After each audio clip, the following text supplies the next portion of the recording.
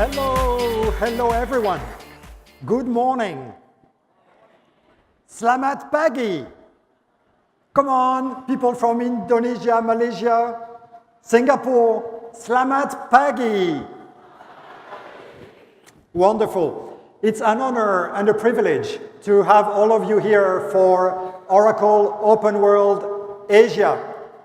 This is the first for us, and we are so happy to have all of you from so many countries join us for those 2 days. Some of you come, of course, from here, Singapore, and next door, Malaysia, but also from Indonesia and Thailand and Vietnam, many more countries. Some of you come from pretty far away, Australia, India, Japan, China. We are delighted and very grateful to have all of you with us for those fantastic 2 days.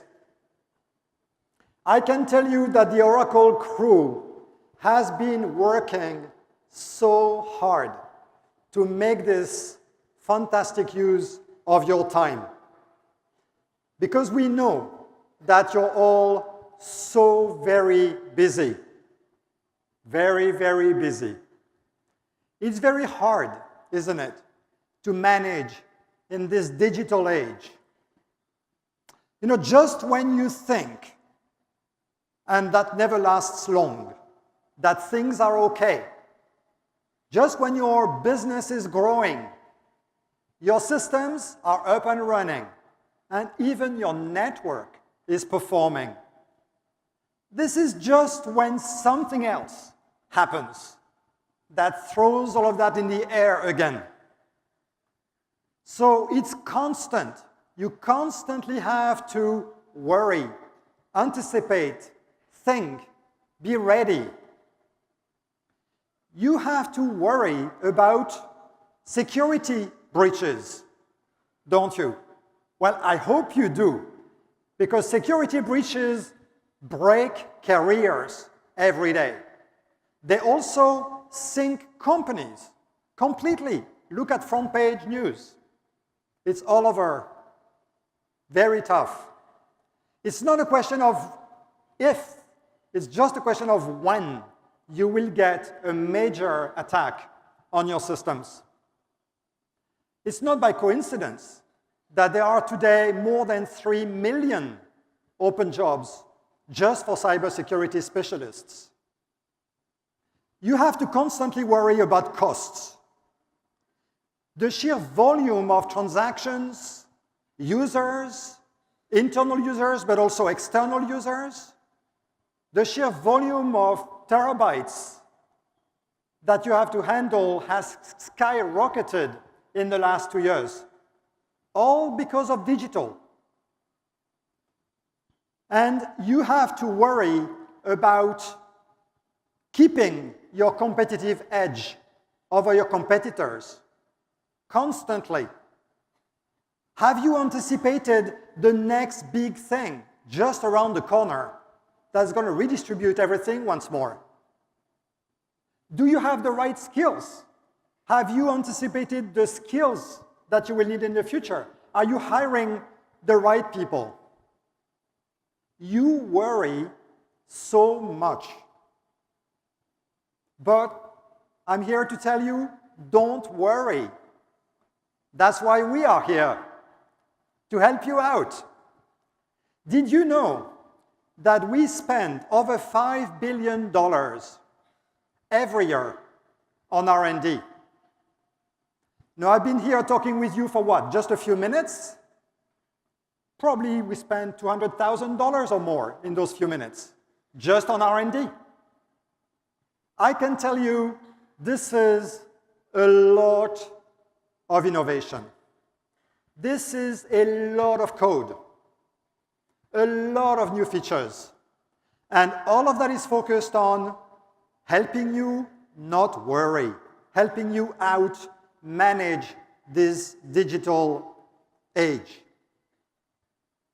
At the core of all of that R&D, at the core of what we do, throughout our solutions, we embed one very critical technology which is shaping this new era.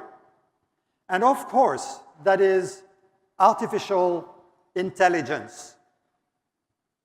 AI has been around for decades, right? It's been making big promises for probably 30 years. It's been a hot topic. I almost said a hot potato for 30 years. Maybe some of you remember AI from where you were a student. I do. My first job, interestingly, was actually to lecture AI in university. That's how I started. That was 32 years ago. And oddly enough, it was just next door. It was in University Malaya, in Malaysia. That's where I started 32 years ago. I have fond memories of those 2 years. And at the time, we were all so excited about AI and how it would change the world. We were right. We were right. In hindsight, maybe 28 years too early, but fundamentally right. Now, AI is prime time. It is ready. There's no arguing around it. For me, the turning point, and I'm sure you heard about that, the turning point was when neural nets finally beat humans at Go. That was March 2016. Lee Sedol, Korean of course, world champion at Go, has played Go his entire life, benefits from 2,500 years of great masters' knowledge, beaten by AI. For me, that was a turning point. You know, humans, we've been beaten at chess by computers 20 years ago, right? But honestly speaking, no disrespect for those of you who play chess. I don't want to be too provocative, but chess is a simple play. Chess can be beaten by brute force. Go cannot. And we've known that for decades. And that's why it took so long. It took 30 years to finally beat humans at Go. Maybe some of you play Go. I play a little Go amateur with my son. This is a game where the level of complexity, the level of combinations of different positions on the board game is gigantic. I don't know whether you realize why this is such a turning point. There's no chance you can beat Go by brute force. You need intelligence. You need very, very deep learning. No other way. Just to give you a sense, there are more board positions on Go, on the board, 19 by 19, than there are atoms in the universe. You probably don't believe me, but this is factually true. This is factually true. There's different math theories to assess how many positions in Go, but let's say it's around 10 to the power of 170.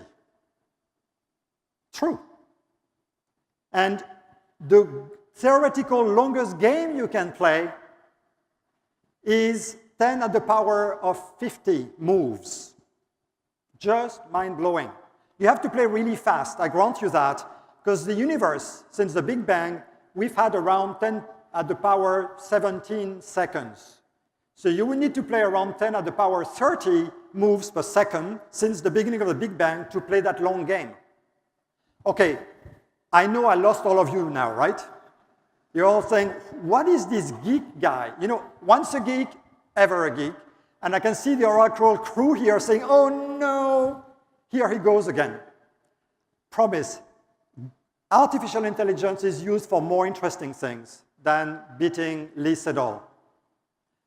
For example, with the aging population, all of us, you know, live healthier lives longer. Alzheimer, cancer become huge, huge challenges. And AI is offering huge promise to help us. I was reading a research paper just recently on Alzheimer. they've trained a neural net on thousands and thousands of brain scans. It's learned so fast that now that neural net can find very tiny, very early signs of risk of Alzheimer's 6 years before the best human specialist can detect those signs and interpret them correctly. Huge hope coming from AI. Very excited about this. Yet when you look at all the talks on AI, most of them are around bespoke or research, advanced things. This is not the way we look at it at Oracle. When I said earlier that we embed AI in everything we do, this is not the way we think at it. We took a very different approach. We embed AI in your day-to-day tasks, in your day-to-day processes.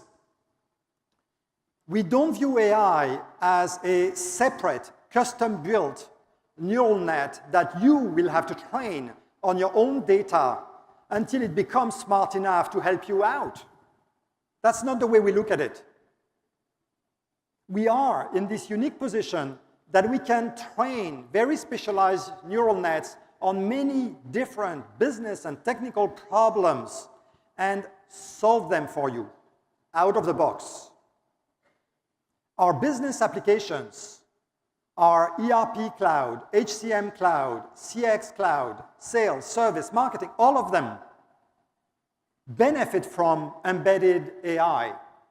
Very smart neural nets trained on gigantic quantity of data which are running in our cloud, becoming super intelligent and able to provide help to you and your teams right as they are doing their daily job and not as a separate thing. Think of being in a procurement process. We can have very smart recommendations right in the middle of that process on negotiation strategies for that specific procurement. Or think of HCM cloud. We can provide you right out of the box very smart recommendations on who to interview. You've got this long list of 100 CVs. Are you going to screen 50 of them and really interview 50 of them like we do today until you go to a short list? I mean, AI, our neural net, is going to be able to tell you, oh, just interview those 3. 95% chances one of those 3 will fit your job openings exactly. It's a game changer. Think of that for talent management. Think of that for sales, for marketing, right out of the box, right inside your day-to-day core process. And of course, we don't do that only for our business applications. We obviously do that for our database. We've put AI and machine learning everywhere in our database. This allows our database today to make split-second decisions on many things, like tuning, data recovery, patching, and security. Our database is now fully self-driving. It is the only self-driving database in the world. We call it the autonomous database. The autonomous database is self-patching. It removes human errors from the mix. Do you know that out of all of the security breaches that you read in front page news, 80% plus of them would have been avoided if the humans in charge had applied the latest patches, the latest security features, had activated features that are available, and they didn't activate, encryption and others. 80% were perfectly avoidable. Now, with the autonomous database, that level of human error is entirely managed and removed from the equation. All of those innovations in our suite of application cloud, in our database cloud, are now used widely all over the globe. But of course, in this region, you have also widely used them already. We've been here 31 years. You know, we established shop here when I was finishing my days at University Malaya. And this region is hugely important for us. I'm here, the last 4 years, I've been here almost every month. And I can see this is a vibrant region. There's no wonder why this region will lead the world in the next decade. For me, it's an obvious statement. So you have embraced these new technologies, these new solutions in the cloud, like no other region has. So I see a lot of amazing impact. Just one example here. In Australia, APM, that's Applied Precision Medicine, they are using our autonomous database to design treatments based on genetics. Isn't that cool? I mean, this is really the future of medicine, and it's real for them in Australia. It will help all of us live longer, healthier lives. In Bangladesh, the Ministry of Transport is using our cloud to build the longest bridge in the country. And that's also a game changer for Bangladesh.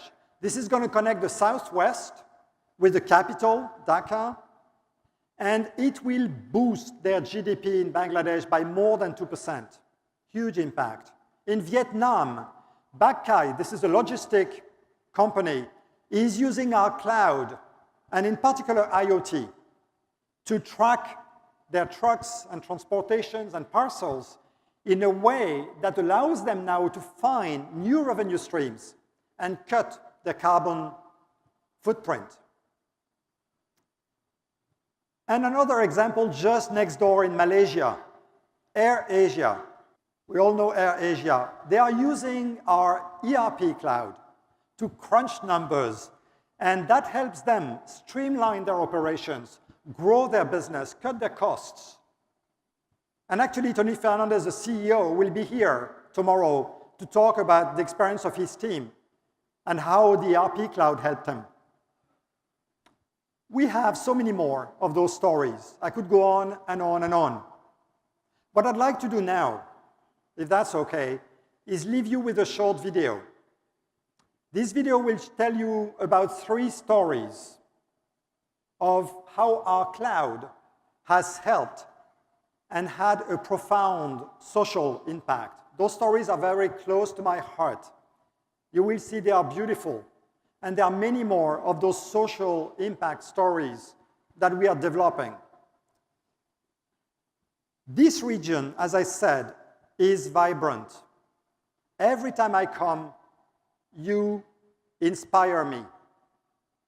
So in turn, I hope that in those 2 days, we will inspire all of you. Thank you very much, and welcome to Oracle OpenWorld.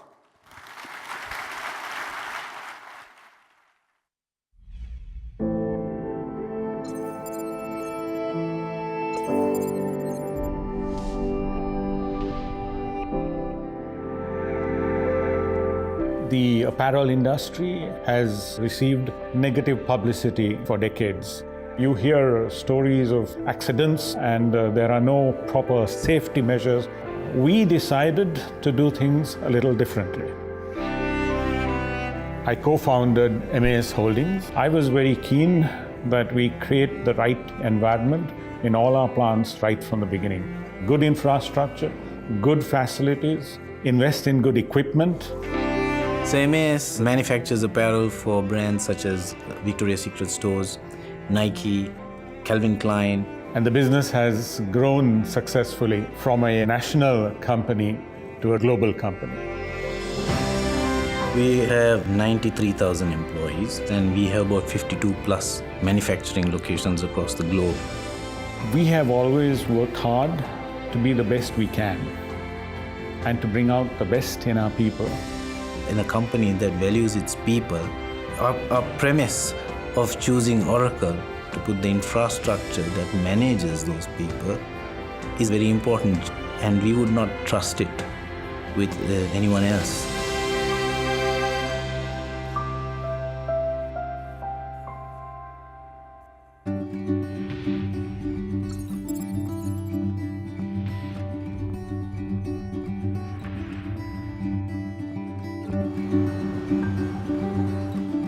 In Japan, natural disaster threatens thousands of lives. The aim of National Research Institute for Earth Science and Disaster Resilience is to protect people and their livelihoods. Oracle Cloud helps us share information to build safer cities and make sure response teams are always ready. We learn from every storm, earthquake, and tsunami so we can prepare for the next. It is not just our people that benefit. We share what we learn with people around the world. We trust Oracle Cloud to keep our data secure even when disaster strikes, so we can act fast in a crisis and build a safer future for everyone.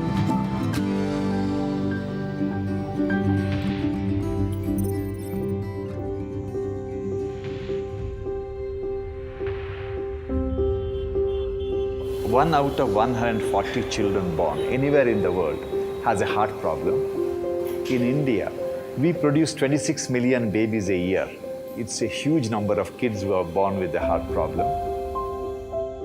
Narayana Health was started with a single mission: to build a hospital that would never have to turn anyone away for lack of funds. NH sees 20,000 patients a day, and they generate billions of lines of data. All our data system is on a cloud, and our ERP solutions are provided by Oracle. I'm a doctor. My job is saving lives and helping people. But when you run a hospital with a wafer-thin margin, you need to be very careful about your financial health. We need to have reliable data, real time. We believe in God, but for everything else we need data.